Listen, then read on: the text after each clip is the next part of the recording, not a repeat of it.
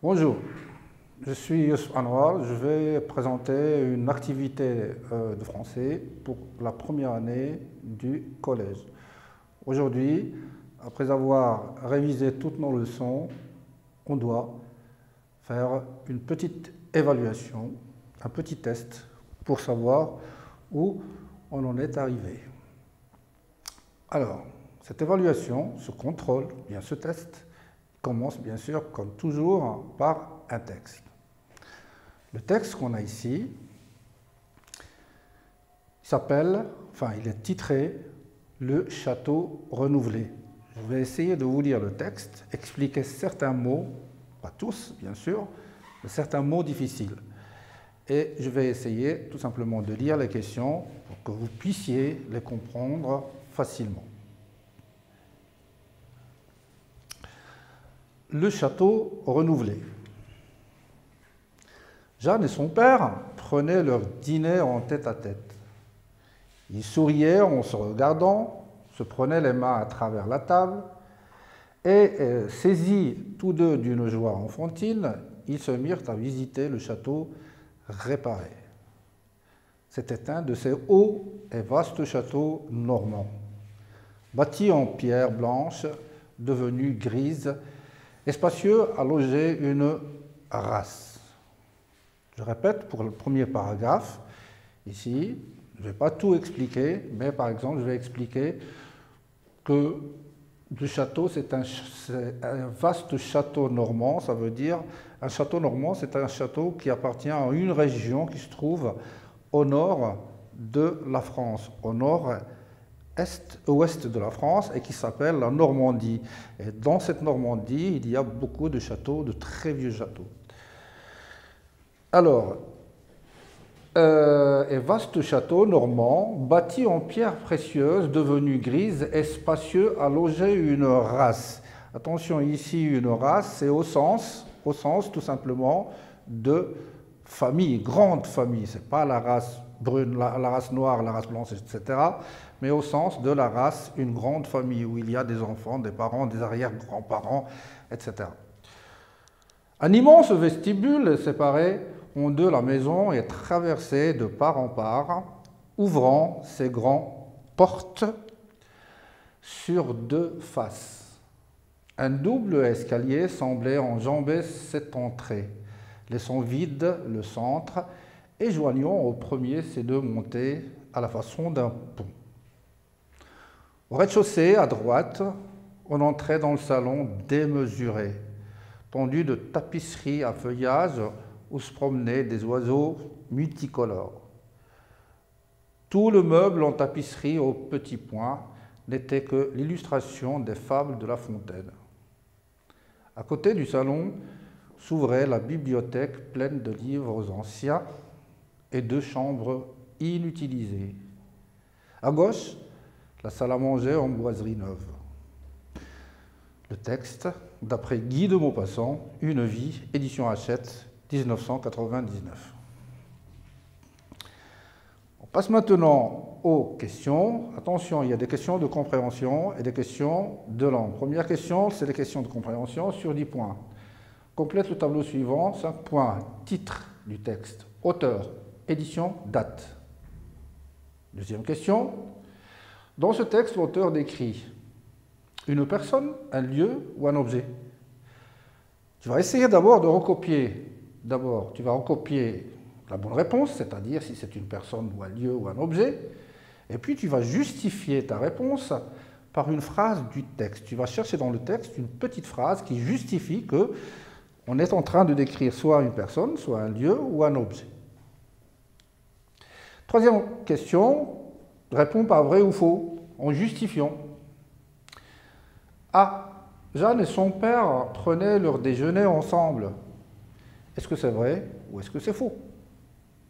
Bien sûr, le justificatif, une phrase qui justifie cette réponse. B. Jeanne et son père avaient l'air heureux. Est-ce que c'est vrai ou c'est faux? Justification à partir du texte. Quatrième exercice, relève les personnages du texte. Qui sont donc ces personnages dans le texte. 5. Où se passe l'action? 6. Relève les lieux décrits dans le texte. 7. Dégage dans le texte le nom d'un animal et son caractérisant. Il y a le nom d'un animal dans le texte, et puis il y a aussi, surtout, son caractérisant. Rappelez-vous, la leçon de la caractérisation. On peut caractériser par plusieurs moyens linguistiques, les adjectifs, les adverbes, les compléments de nom, etc. Donc, tu vas essayer de trouver le nom d'un animal et son caractérisant. Ici, nom d'animal et là, caractérisant. On passe maintenant aux questions de langue. Les questions de langue, premièrement, relèvent dans le texte 3 localisateurs de l'espace. Les localisateurs de l'espace. 2. Complète les phrases suivantes avec ce qui convient. Fin, bec, longue, queue. A. La trompe de cet éléphant est très tit. B. Les yeux tit de cet oiseau lui permettent de voir sa proie de très loin. C. La tit du crocodile l'aide à nager facilement. D. Les canards ont un tit jaune. Troisième question, vous allez écrire correctement l'adjectif de couleur entre parenthèses.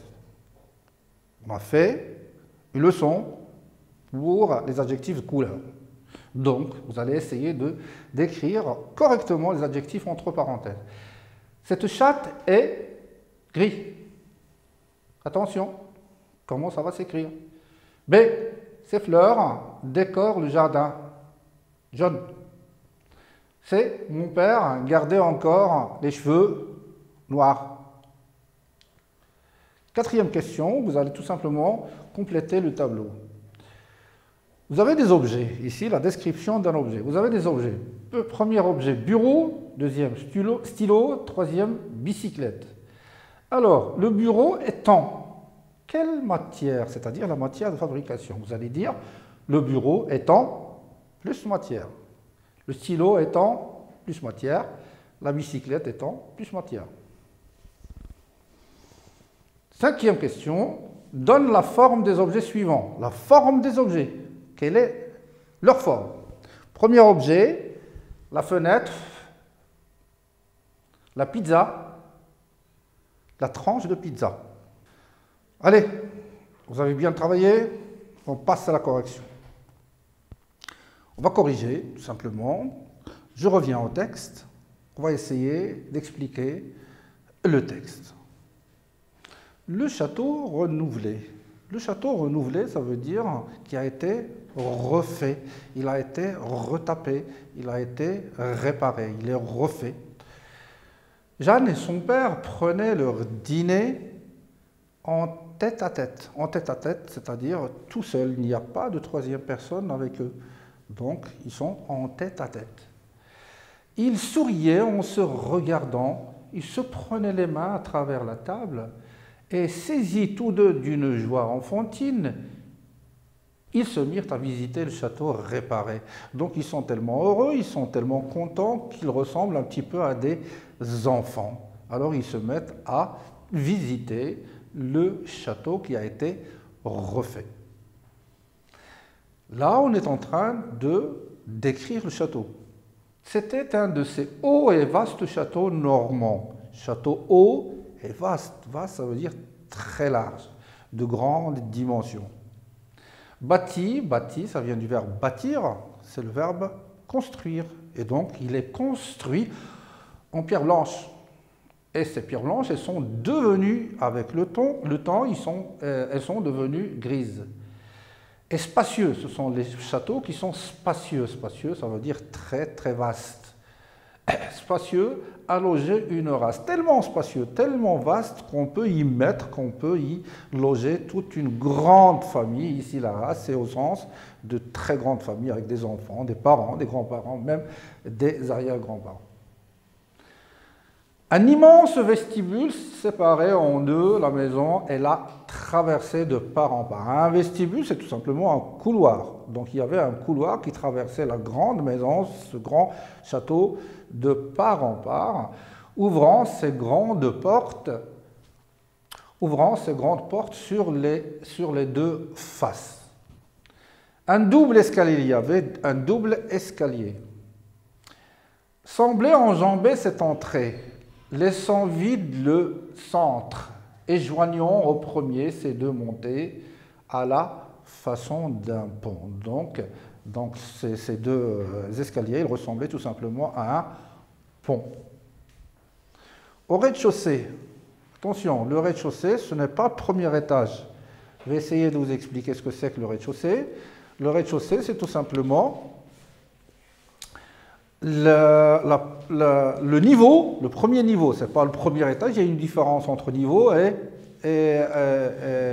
étage. Donc au rez-de-chaussée, le rez-de-chaussée c'est toujours le premier niveau. Premier niveau, pas le premier étage. Tout bâtiment, quel qu'il soit, le premier niveau au niveau du sol, ça s'appelle le rez-de-chaussée. Le rez-de-chaussée. Là, c'est le rez-de-chaussée. Et là, c'est le premier étage. Donc, on a un bâtiment à deux étages, rez-de-chaussée, premier étage, deuxième étage. Donc, au rez-de-chaussée à droite, on entrait dans le salon démesuré. Démesuré, c'est-à-dire tellement vaste, très grand. Tendu de tapisserie à feuillage. Donc, il est tendu, ça veut dire il est tapis. Tapis, ça veut dire où il y a des tapis, où il y a des feuillages. Donc, attention, parfois les tapis, on les met au sol, mais parfois, quand on est dans un château, on les met aussi sur les murs. Donc ici, quand on dit « il est tendu de tapisserie à feuillage », ça veut dire que nous avons des tapis à feuillage où il y a des dessins de feuilles, des dessins de forêts, etc., où se promenaient des oiseaux multicolores. Donc nous avons sur les murs des tapis, ces tapis où il y a des oiseaux, il y a aussi des arbres. Tout le meuble en tapisserie au petit point. Alors tous les meubles, ça c'est un meuble, les tables ce sont des meubles, et tous les meubles sont en tapisserie au petit point, n'était que l'illustration des fables de La Fontaine. Vous connaissez La Fontaine, celui qui raconte des histoires d'animaux, mais au travers de petites poésies. Rappelez-vous la poésie, la fable du renard et du corbeau à qui il a volé un fromage. Donc, les illustrations qu'on a sur ces tapis, ce sont de belles illustrations.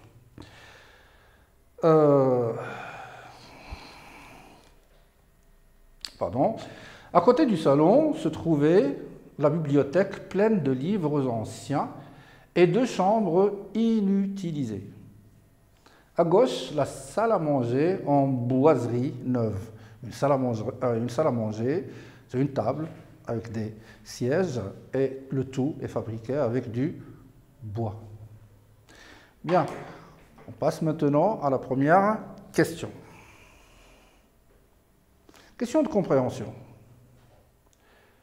Je relis le tableau, le texte, et à travers le texte, on va voir quel est le titre du texte. Quel est le titre du texte? Donc, c'est tout simplement, on revient au texte, c'est le château renouvelé. Donc, château renouvelé. Auteur, vous allez chercher en bas des références du texte, vous allez trouver que la réponse, l'auteur, c'est Guy de Maupassant. L'édition, attention, l'édition, parfois c'est écrit dans les textes, édité, point, ou bien édition, ou bien éditeur, ou bien maison d'édition, c'est tous la même chose. Ça veut dire c'est la maison qui a édité le livre. Alors comment s'appelle la maison d'édition? C'est Hachette. Ensuite, et enfin, quelle est la date de parution? C'est en 1999. Alors on dit 1999 ou bien 1999. 1999. Question 2. Dans ce texte, l'auteur décrit. Il décrit quoi? A. Une personne, un lieu ou un objet? Vous avez lu le texte. Bien sûr, la description se rapportait à un lieu, tout simplement.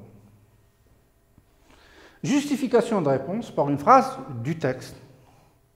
N'importe quelle phrase dans le texte, elle justifie tout simplement la description du lieu. Par exemple, ici, c'était un de ces hauts et vastes châteaux normands. Rappelez-vous, château normand, un château de la Normandie. Question 3.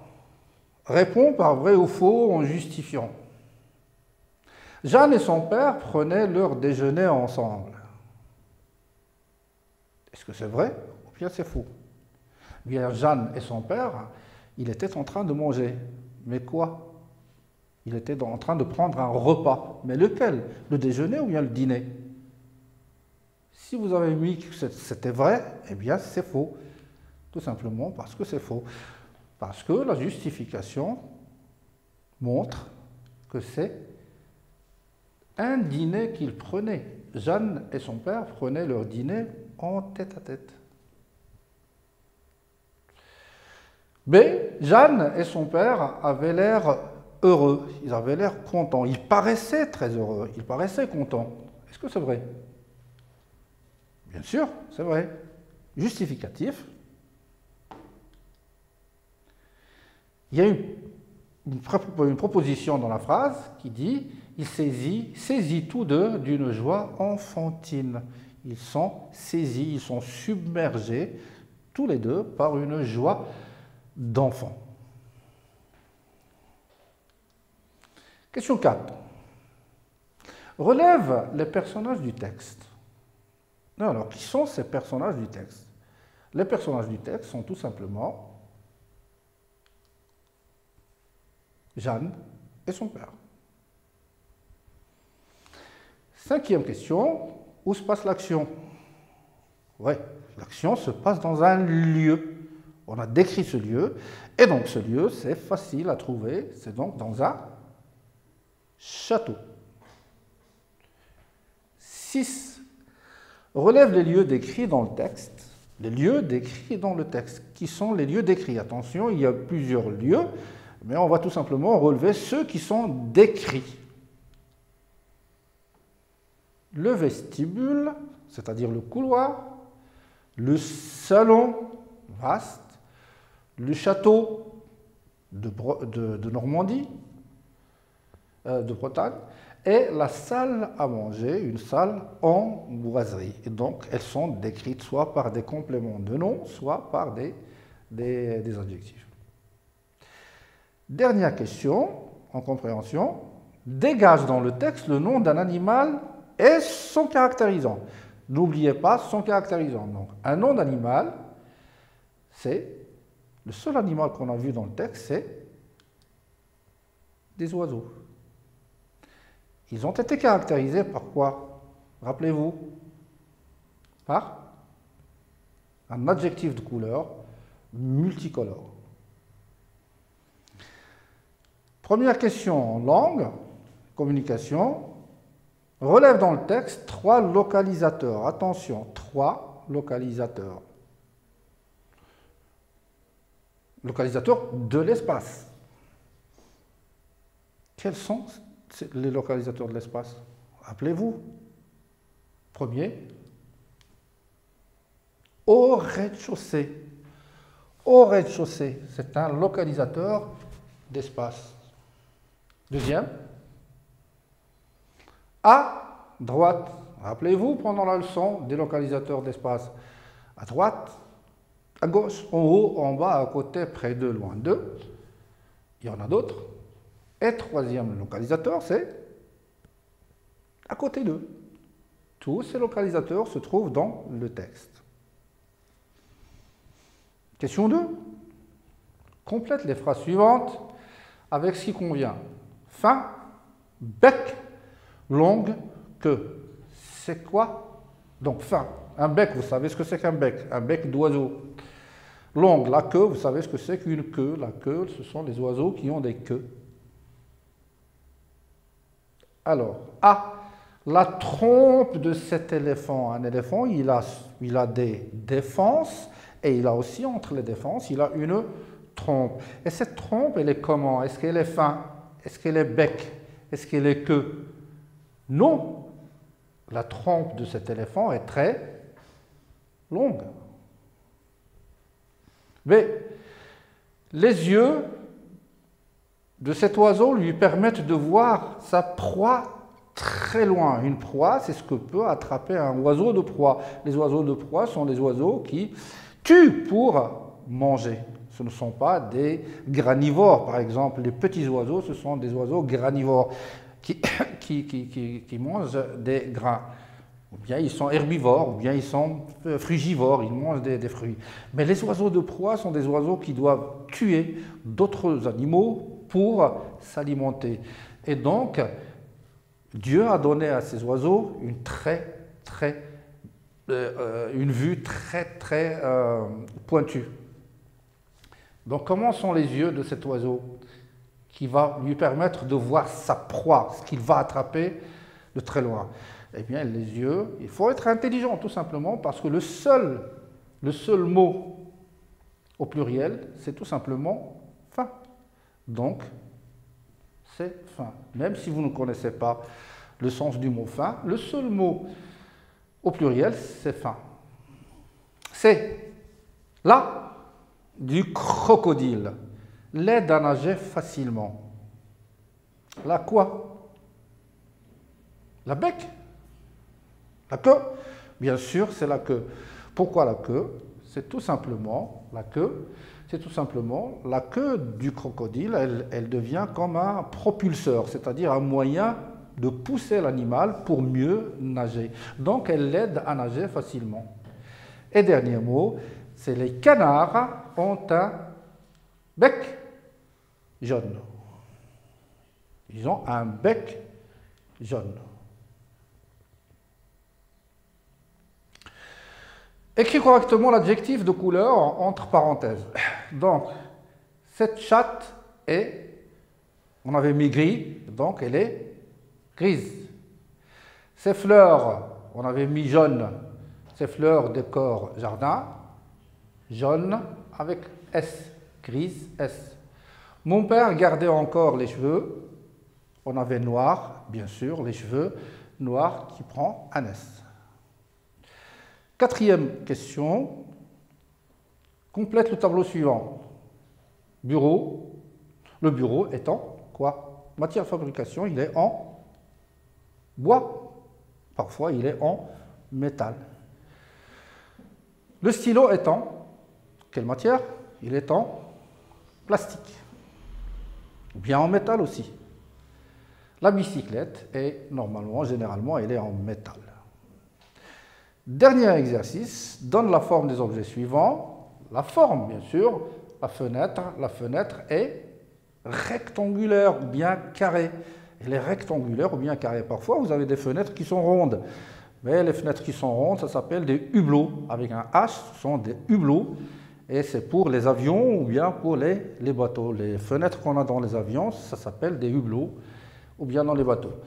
Donc, objet pizza. Elle a quelle forme la pizza? Normalement, elle est ronde. Et la forme d'une tranche de pizza, elle est bien sûr, elle est triangulaire. D'accord? Alors, on a fini maintenant. On a fini notre évaluation. Vous avez bien travaillé. Alors maintenant, vous allez faire le compte de vos notes. Si vous avez entre 15 et 20, vous êtes plus qu'excellent, vous êtes les meilleurs. Si vous avez entre 10 et 15, vous êtes les meilleurs. Si vous avez entre 5 et 10, vous êtes de très bons élèves. Et si vous avez entre 0 et 5, vous êtes bons élèves. Bons élèves parce que vous avez essayé de bien travailler. Merci, à la prochaine.